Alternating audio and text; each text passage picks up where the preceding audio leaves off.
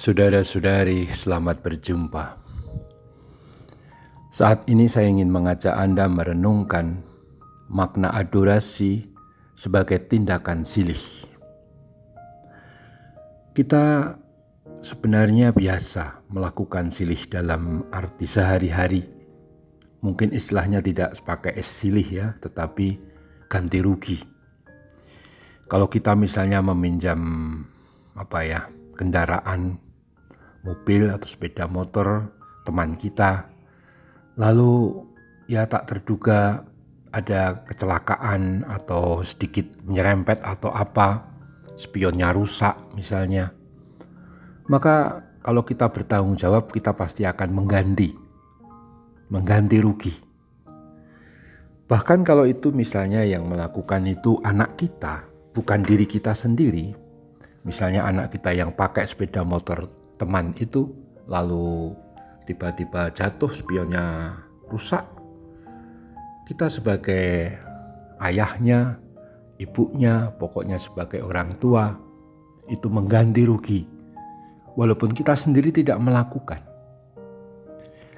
Dalam arti hidup rohani, kita menggunakan ganti rugi itu dengan silih. Terutama silih untuk dosa-dosa yang telah menyebabkan kerusakan. Kita perlu berpikir bahwa kita ini terhubung satu sama lain dengan seluruh warga gereja. Seperti Santo Paulus katakan dalam suratnya di 1 Korintus bab 12 ayat 27, kamu semua adalah tubuh Kristus dan kamu masing-masing adalah anggotanya. Itu berarti kesalahan atau pelanggaran dosa salah satu anggota tubuh, entah diri kita atau orang lain, mesti menyebabkan sakitnya tubuh secara keseluruhan. Kita sederhana saja ya, kalau jari jempol atau apa dari kaki kita terinjak, pasti yang berteriak mulutnya, aduh, padahal sebenarnya yang sakit adalah jari kaki.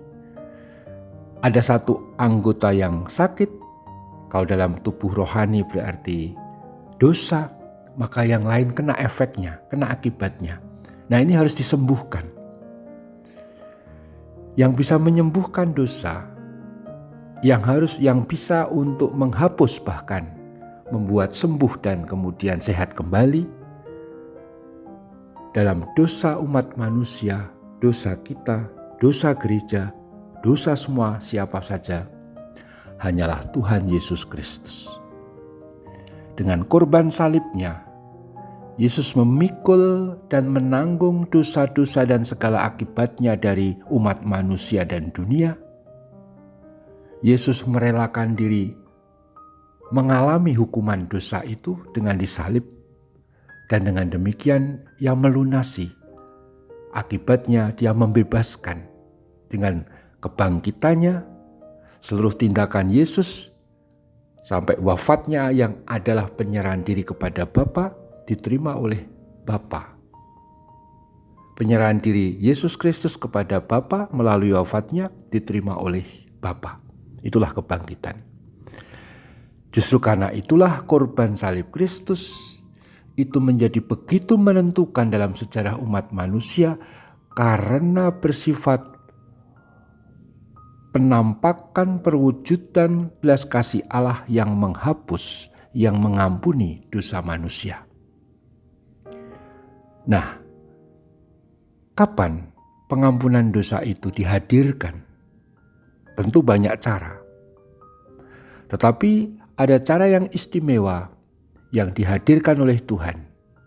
Selain dengan sakramen tobat, tetapi terutama dengan perayaan Ekaristi, dalam rupa tubuh dan darah komuni kudus, kita menerima tubuh Kristus yang adalah pengampunan Allah atas dosa-dosa kita, menerima belas kasih Allah dalam rupa roti dan anggur komuni suci.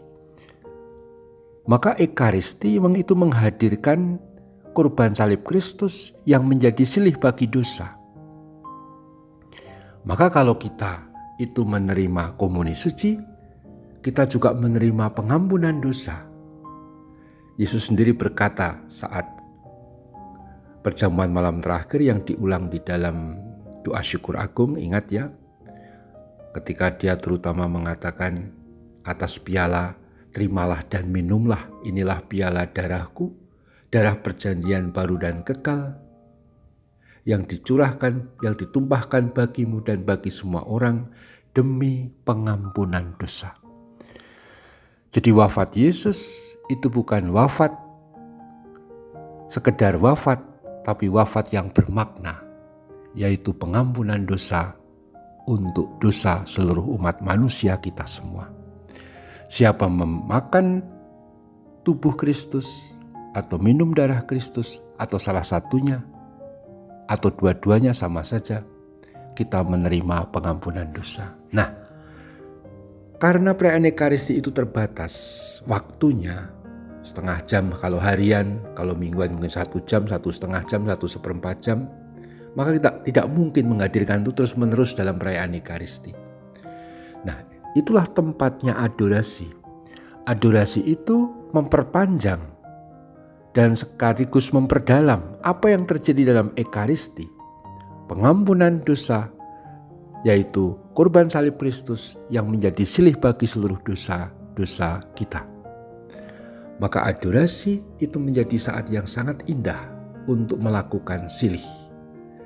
Silihnya yang melakukan adalah Kristus, dan itu yang paling utama.